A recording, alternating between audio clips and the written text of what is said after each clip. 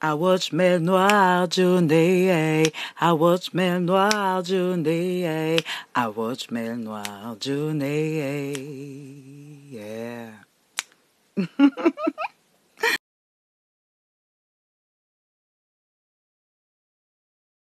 Alors, pour être maître de sa personne, avoir une bonne conduite, il faut écouter sa conscience. Elle va vous le dire. Mais si vous avez des consciences qui disent non, franchement, il faut qu'elle paye, ça rentre dans la négativité. La négativité, ça résout rien. Ça résout que rien du tout, en fait. Ça vous fait plus de mal. Pourtant, il faut pas s'habituer à aimer le mal. Comme elle m'a fait ça, elle va voir. Non, c'est pas la bonne attitude. C'est franchement pas la bonne attitude. Je vous fais une anecdote. Quand, Barek, il est motivé. Bon, maintenant que faire si cette personne, ouh là là, oh, une très grosse question, Barek Patterson. Alors, bon, maintenant que faire si cette personne mauvaise te fait du mal et revient sans explication, sans pardon, sans rien dire du tout? Oublier ou accepter? Ouh, tu me poses une colle, là. Alors, oublier, non. Déjà, je peux te répondre que non. Bah, arrête. On peut pas oublier. Parce que cette chose a été faite et ça t'a fait du mal. Maintenant, il faut avoir une conscience. Et la conscience, elle est libre quand on a dit ce qu'on a dans le cœur. Parce qu'on peut pas faire semblant. Mais maintenant, c'est comment on va dire ce qu'on a dans le cœur sans être énervé, sans manquer de respect, sans tout ça, tout ça. Il est là le problème. Parce que peut-être que ce que la personne t'a fait vraiment du mal. Et t'as baissé, t'as fait même perdre de l'argent, ou tu ne parles plus à une certaine personne, ça a brisé ton couple, beaucoup de choses. En tout cas, il y a des conséquences négatives. Alors, ça ne peut pas rester un acte impuni. Mais seulement, il faut engager le dialogue. Maintenant, si la personne aussi, elle refuse le dialogue, parce qu'elle a toujours raison, la situation se retourne vers toi. Et c'est là où je dis, il faut faire attention à son instant présent. C'est-à-dire que tu peux choisir d'être énervé contre la personne, d'avoir une rancune avec cette personne, mais tu vois que tout ça c'est négatif, ça va te faire des palpitations, ça peut te faire des tensions. En fait, ça va rien t'apporter du tout. Maintenant, tu peux prendre ça comme un revers, une leçon. Elle t'a fait du mal, au moins tu sais qui est cette personne. Dieu t'a révélé à travers ce mal qui elle était au fond d'elle. Est-ce que c'est à toi de lui montrer la leçon, de lui expliquer X, Y, Z? Peut-être pas. Mais il faut qu'elle sache que ce qu'elle a fait, t'a fait du mal. Parce que le pardon libère, mais aussi la compréhension libère. Si la personne refuse de te parler, mets ça de côté, mais écris-le quelque part pour que toi, tu sois libre dans ta tête, que tu sois clair comme de l'eau de roche, que tu n'as plus d'anxiety, d'anxiété vis-à-vis de ce problème-là avec cette personne. Mais ne la regarde plus comme un ennemi. Regarde-la comme une étape passée. Parce que tu ne vas pas, à moins que tu as besoin d'elle pour un business, parce que dans le business, on ne regarde pas les sentiments. On regarde le résultat, si ça va te faire de l'argent ou pas. Si ça va te rapporter, c'est à toi de te protéger et de voir comment tu peux mettre à bien ce différend pour continuer à avancer avec elle. Mais généralement, si vous vous entendez pas, le business aussi, il va pas bien marcher. Si c'est dans le cœur, si c'est dans le cœur, tu ne peux pas oublier. Parce qu'on n'oublie pas les gens qui nous ont fait du mal. On ne peut pas refaire comme si de rien n'était. Tu peux écouter la personne, la pardonner, mais tu sais qui elle est. Donc c'est à toi maintenant de prendre tes distances. C'est à toi maintenant de faire attention à ce que tu vas lui dire, parce qu'elle peut te refaire ce mal. Parce que tu ne peux pas être sûr à 100% de l'autre personne, mais tu peux être sûr de toi. Ça me rappelle une personne qui m'avait déjà demandé plus ou moins la même question, et je lui avais conseillé de cette manière. C'est-à-dire, on ne choisit pas, on ne choisit pas la famille, On peut choisir ses amis. Mais réfléchissez. Personne n'est parfait. Mais alors là, personne n'est parfait. Imaginez-vous si à chaque fois que quelqu'un vous fait du mal, vous ne les pardonnez pas, à la fin on reste tout seul. Et il y a des moments où tu as envie de parler à cette personne-là parce que tu sais qu'elle va te faire rire, parce que c'est une très bonne compagnie pour aller prendre un verre, parce qu'elle fait très bien la maçonnerie, elle peut changer, elle répare les machines à laver. On a toujours besoin des gens. Alors faut savoir mettre ces différents de côté. Les personnes qui vous font du mal, laisse-les faire croire qu'elles t'ont fait du mal s'il le faut, mais toi reste pragmatique.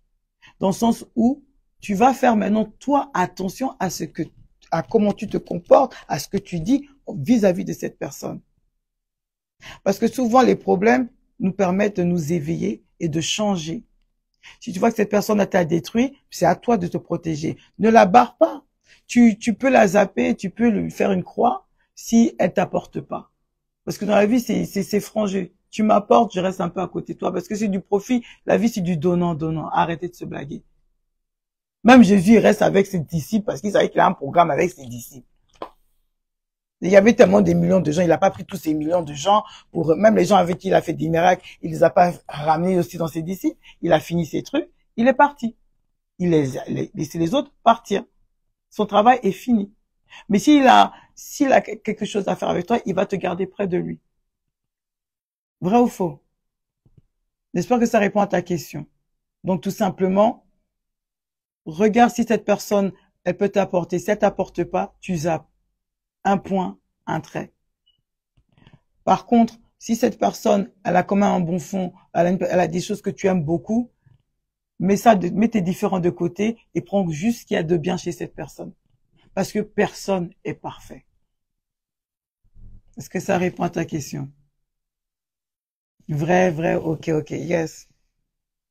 Ok, ben c'est cool. Alors maintenant, pour reprendre un peu le filon, on a parlé de ça. Je vais vous donner maintenant les tips pour changer. Parce qu'on a eu cette réflexion, on a compris un peu ce qu'on voulait, on sait ce qui nous a fait mal. On va maintenant trouver, je vais vous donner des astuces pour changer. Pour changer, des fois, quand on parlait de ça tout à l'heure, merci, il n'y a pas de problème. Il n'y a pas de problème, Parek. Je voulais vous rappeler aussi, avant de vous donner les tips, quand même, cette histoire que j'ai lue dans la Bible. C'est de qui même?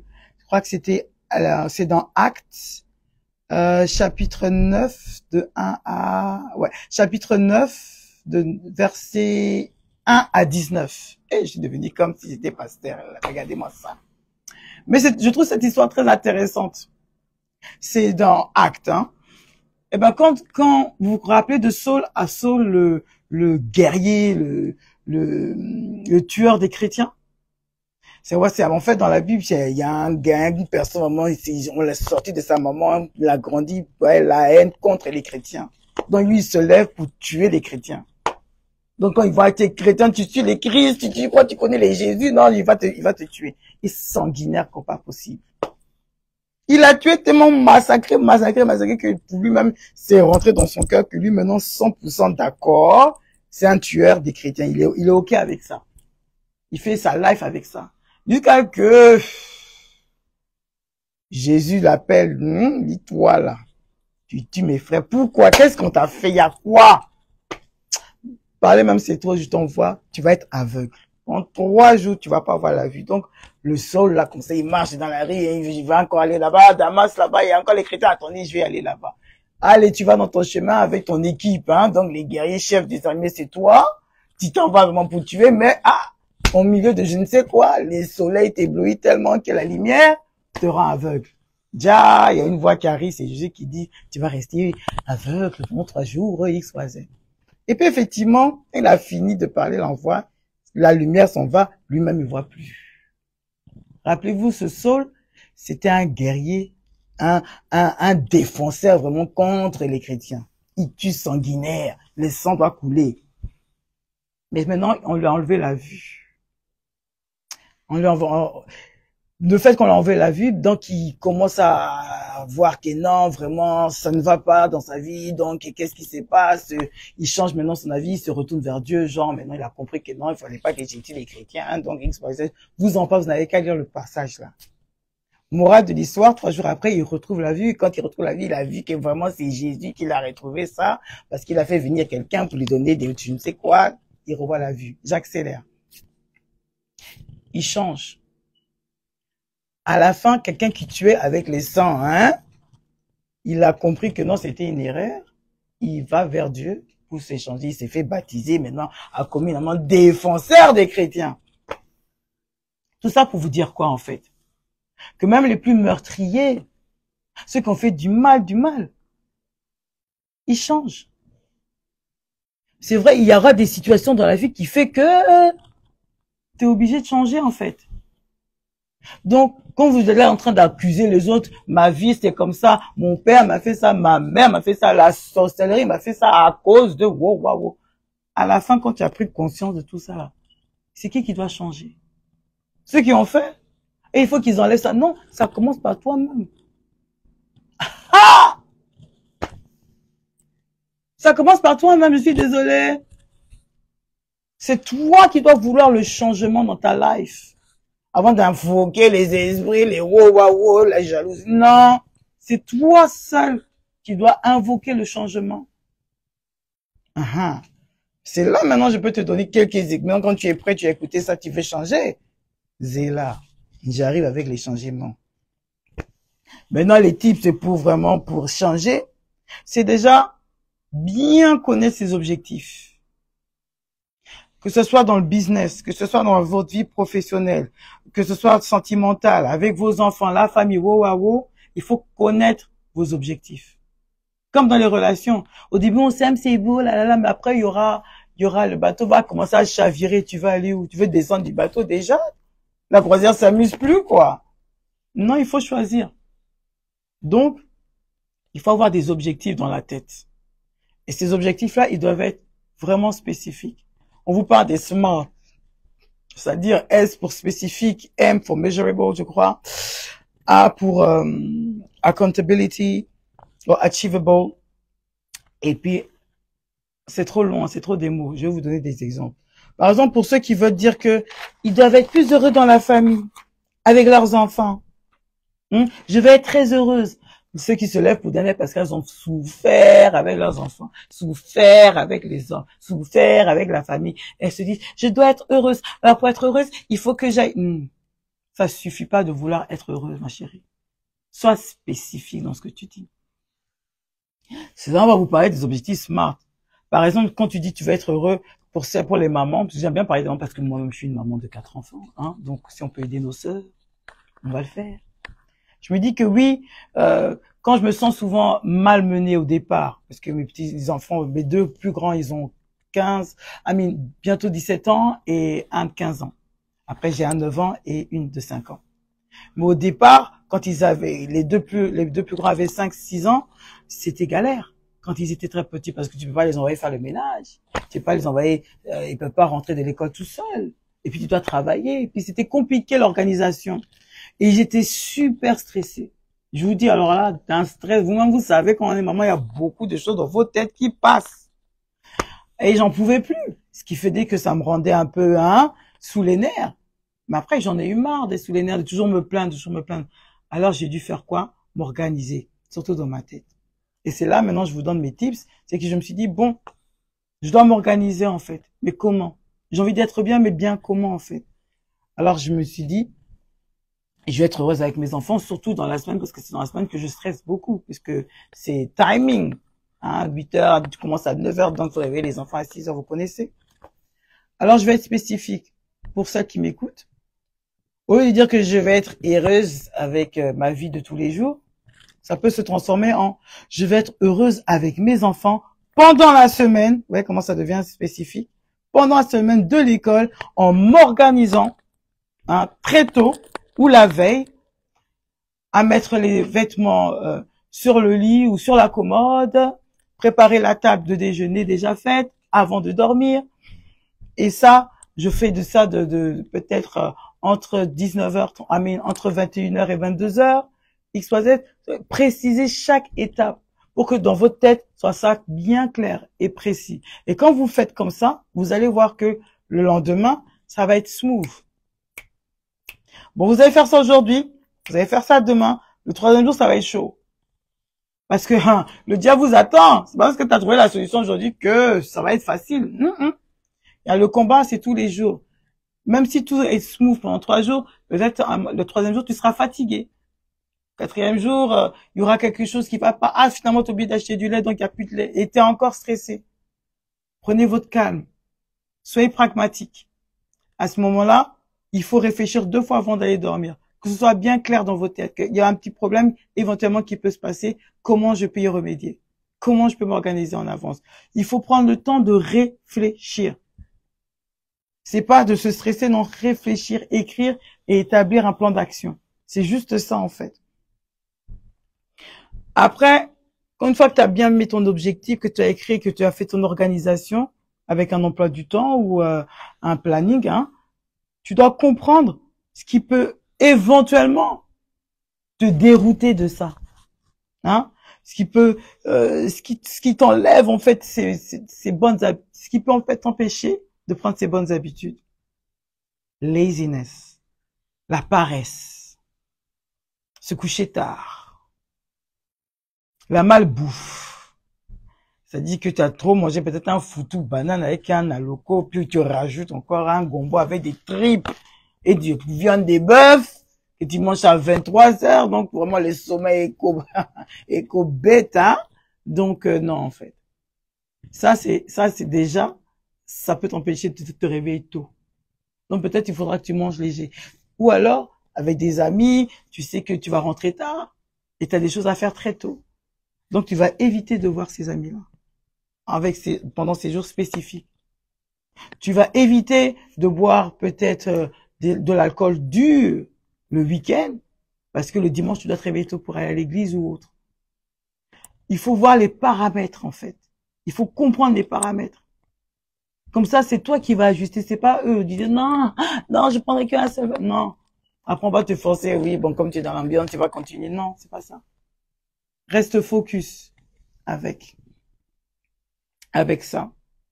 Donc, quand tu vois que dans ton environnement, il y a beaucoup d'éléments perturbateurs, c'est à toi de mettre un frein. C'est pas les autres. Si toi, tu sens que tu es trop faible même, eh ben, tu ne pars pas là-bas. Un point, un trait. Parce qu'on ne peut pas contrôler les autres, on peut que se contrôler soi-même. Il faut être pragmatique. Si vraiment l'objectif que vous avez en tête, c'est clair, rien ne va vous empêcher de vous battre pour arriver à atteindre ça. Vos objectifs. Personne. Après, il va falloir remplacer les mauvaises habitudes. C'est-à-dire que si vous avez pour habitude peut-être de manger à des heures tardives, avec des choses qui sont remplies de carbohydrates, ça c'est facile, c'est la nourriture, vous stoppez. Ou vous buvez de l'eau, vous prenez une tisane. Si vous voulez éviter de fumer et que vous êtes encadré que de personnes qui fument, c'est à vous de vous retirer. Maintenant, ces personnes vous manquent, cette ambiance vous manque, il faut la combler avec quelque chose. Souvent, on dit que c'est pour ça même les personnes qui arrêtent de fumer, elles commencent à grossir parce qu'il faut bien combler les manques. Oui, mais elles grossissent parce qu'elles choisissent de faire autre chose. Peut-être il y a un effet physique. Peut-être qu'il va falloir combiner, manger moins, combiner, voir moins ces personnes et remplacer 100% avec du sport. Il faudra vous faire violence. Ah ben oui. Parce que vous savez très bien que si vous fumez pas, il y aura quelque chose dans les mains. Et si dans les mains, ben, c'est du chocolat, ou c'est de la nourriture, ou c'est autre, eh ben, vous savez encore, pour le cadrer ça, il va falloir courir. Il faudra compter les calories. Il y aura un plan d'action. Mais il faudra le faire. Il faut remplacer les mauvaises habitudes. Il faut voir. Il faut pas les bannir. Il faut les remplacer. Vous voyez ce que je veux dire, anyway. Après, il faudra pratiquer et répéter les bonnes habitudes. Et c'est ça qui est difficile, parce que c'est facile de dire, oui, je vais faire ça. Aujourd'hui, je suis motivé. Demain, je suis pas motivé pour aller à la salle. On fait comment? Quand on a une religion, quand on est chrétien, on se relève. Quand on est musulman, on se relève. Quand on est bouddhiste, on se relève. On a beaucoup d'esprit positives avec nous pour nous aider à nous relever. Parce que dans cette vie-là, c'est pas partir avec des maisons, des petits-enfants, une BMW. Et puis quand tu n'as pas tout ça, ça veut dire que tu as raté ta vie. Non, c'est pas ça. Pour bien faire sa vie, il faut savoir se relever quand ça ne va pas. Tu peux avoir des objectifs, tu les as pas atteints. Oui, mon ami, tu as raison. Il y a quoi. Mais il faut pas te laisser abattre. Voilà pourquoi on a tous ces aides spirituelles pour nous aider à nous relever. Il est là notre combat en fait. Il n'est pas là pour se plaindre. Hein. Quand tu te plains, tu vois pas le résultat. Oui, mais tu veux le voir ce résultat. Alors tu vas encore renforcer, tu vas encore doubler ou tripler tes efforts. Ne mets plus la faute sur les gens. Regarde toi ce que tu peux faire toi maintenant. Si toi-même dans ta petite personne tu peux rien faire, eh ben demande de l'aide. Mais fais quelque chose. Arrête de te plaindre. Quand on dit oser changer pour vous-même, c'est de arrêter de mettre la faute sur les autres en fait. Oh, j'ai trop souffert. Oh, je n'arrive à chaque fois que j'essaie, ça ne marche pas. Je n'ai pas de chance. Combien de fois les gens qui ont fait beaucoup d'argent aujourd'hui ont eu des échecs? Les échecs sont faits pour nous développer. Les défaites sont faites pour nous former, nous donner de l'endurance. Faut pas voir la vie du mauvais côté. Mais c'est dur, c'est facile à dire. Oui, mais c'est difficile à faire. On est conscient. Mais c'est bien pour ça qu'on vit. Pour essayer. C'est pas que j'ai tellement essayé que jamais ça va m'arriver. Ben, si ça t'arrivera jamais, si ça t'arrive jamais, c'est que tu fais pas les bons efforts. Alors, il faut changer quelque chose. Mais quoi? Toi seul as la solution. Toi seul. Faut pas être défaitiste dans la vie. C'est pas tout le monde qui a un groupe d'amis ou une famille d'enfer pour vous propulser vers le haut. C'est pas tout le monde qui a ça. La preuve, c'est qu'à la fin, on va tous mourir. Donc, toute ta famille, tous tes gens, toute ton équipe, toute ta team, ta dream team, A-Dreams, name it, elle sera pas avec toi pour mourir. Même les gens que tu vas aimer avant, fort, eux aussi vont partir. Non, on va tous partir. Donc, le peu de temps que tu es sur Terre, là, concentre-toi pour être mieux. Pour être juste mieux. Tu mérites le bonheur, tu mérites la réussite, tu mérites que ton travail soit vraiment à l'aise. Tu mérites que ton business soit en plein essor. Tu mérites le bon gars, la femme de ta vie. Tu le mérites. Mais il y a un prix à payer. C'est le changement de soi, le travail sur soi, le développement personnel. Parce que Dieu peut pas te bénir gratuitement comme ça. Ah ben non! Il y a un travail à faire. Mais es-tu prêt à le faire? Oser changer. Oser. On a bien parlé. Vous avez bien dit tout ça. Je suis même très contente. Parce que maintenant, il faut se dire, il faut faire attention. Aller aux gens ou aux esprits, aux personnes qui ne veulent pas qu'on réussisse. Et l'esprit est très faible. Alors, il faut avoir des garde-fous. Je dis bien des garde-fous. Quand vous êtes en relation avec les gens et puis vous savez que les gens vont parler sur vous ou sur votre femme, vont vous critiquer. Je trouvais le mot là, c'est critiquer. Et que ça va peut-être vous faire perdre confiance en vous ou ça va vous donner des doutes sur l'autre personne. Ayez des garde-fous. Et les garde-fous, c'est quoi? Il faut que vous-même vous les construisez. En sachant, par exemple, que vous êtes là pour cette personne, parce que cette personne, elle est comme ça, comme ça, comme ça, avec vous. Et c'est juste à cause de ça que tu vas supporter. Tu sais que les gens se moquent de toi parce que tu as un faux travail. Tu vends les piments dans les marchés. Mais tu sais qu'à la fin, tu veux avoir ton magasin. Alors, ce sont tes garde-fous. Tes garde-fous, ce sont tes objectifs. Rappelez-vous, quand ça ne va pas, il faut se rappeler pourquoi ça ne va pas. Parce que j'ai envie d'avoir ce business. Donc, bien sûr, on va m'envoyer des bâtons dans les roues. Mais je vais y arriver. La positivité, l'endurance de l'esprit, la bataille de l'esprit, c'est ça. N'ayez pas peur. La vie, c'est un combat. Soyez prêts à vous battre. Parce que nous méritons tous le bonheur. Eh oui, que tu sois maman, que tu sois célibataire, que tu sois infertile, que tu n'aies pas d'enfant, que tu n'aies pas de travail, tu mérites le bonheur. Ne l'oublie jamais. Il faut seulement que tu t'en donnes les moyens. Ne te focalise pas sur les autres, sur la vie d'autrui. Ton tour va arriver, mais c'est à toi de le faire. Et puis quand les gens se moquent de toi, quand les gens te critiquent, ou même se séparent de toi, c'est qu'il y a bonne chose dedans. Est-ce que Dieu veut te montrer quelque chose? Il y a un travail à faire, mais il faut que tu te relèves. Quand les gens au travail te donnent beaucoup des fils à retordre, des stress, hein, la nuit tu n'arrives pas à dormir, donc et là, bouffer des chaleurs, oh, près une poisson qui nîmes.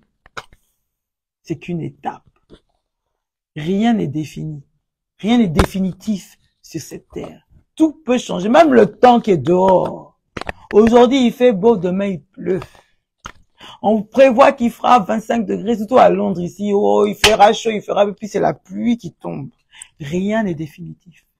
Il n'y a que Dieu qui peut vous montrer quelle heure il est, en fait. C'est pas les autres. Si les autres vous font du mal, sachez que Dieu aussi il est dedans. Il veut vous forger. Donc, ne le montrez pas que vous êtes trop faible et puis vous allez vous accabler pour dire que vous avez raté votre vie à cause d'eux. Parce qu'il était là. Il est censé être votre pilier. Pas les êtres humains. Pas, non, il me faut un homme dans ma vie, il me faut. Eh, laisse ça. C'est Dieu qui donne tout. Parce qu'il y a ceux qui en ont, il y a ceux qui n'en ont pas. Il y a ceux qui sont heureux avec, et il y a ceux qui sont heureux aussi sans. Vous avez compris? J'espère que le message, il est bien passé, et que vous allez réfléchir, et que vous allez voir que vraiment tout est possible à celui qui croit. Hein? Ne vous laissez pas abattre par les circonstances de vos vies. Parce que ça, là, c'est fait pour vous forger. On est des enfants de Dieu. Il y a un Dieu seul sur la terre, là, le Dieu de l'univers, le Dieu de tout le monde. C'est avec lui on doit se battre. Quand vous vous sentez faible, que vos parents vous rejettent, votre mari vous rejette, même vos enfants vous rejettent, ayez une attitude positive. Avec eux, tout ce qui vous rejette, répondez par le bien. Faites l'effort d'aller vers le bien. Vous allez voir que forcément, il y a quelqu'un qui va vous le redonner. Et souvent, ça ne vient pas de la personne que vous attendez. Ça peut être un inconnu. Vous savez très bien. La vie vaut d'être vécue. Ne sois pas découragé, mon ami. Quand tu te bats parce que c'est difficile, sache qu'il y a un bonheur à la fin. Il y a une leçon à comprendre. Ce n'est pas pour t'accabler que tout se passe autour de toi, même si tu es dans la maladie. Surtout pour ceux qui sont dans les maladies incurables, avec les sida, les cancers, ceux qui nient. Oh, c'est pas juste, rien n'est juste dans cette vie. Mais que tu aies le cancer, que tu aies le sida, que tu aies si Dieu a laissé faire, c'est qu'il y a une leçon derrière. Pas que pour toi.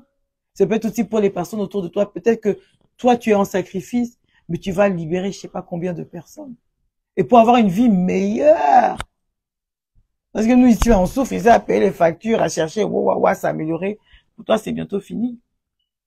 Bon, c'est un peu rapide à dire. Mais sache que tu n'es pas tout seul. Et que quand c'est si c'est si difficile que toi, que ça, rabâche-toi vers le Seigneur. Je veux pas être dans les pastories, tout ça, mais en tout cas, je pense que dans la vie d'aujourd'hui, la seule personne sûre, ce sont les personnes spirituelles. Et c'est cette confrontation que tu dois avoir avec Dieu tous les jours pour t'aider à supporter et aller vers le bien et changer tes habitudes, ta façon, ton mental pour aller de l'avant et pour faire des vraies choses. Sur ce, je vous le dis à la semaine prochaine. Encore une fois sur Mel Noir, @Mel Noir, Instagram Live, lundi soir, à 21h30 en UK et 22h30 en France. Des gros bisous à vous. À la semaine prochaine. Vous partagez, likez, follow me @Mel Noir.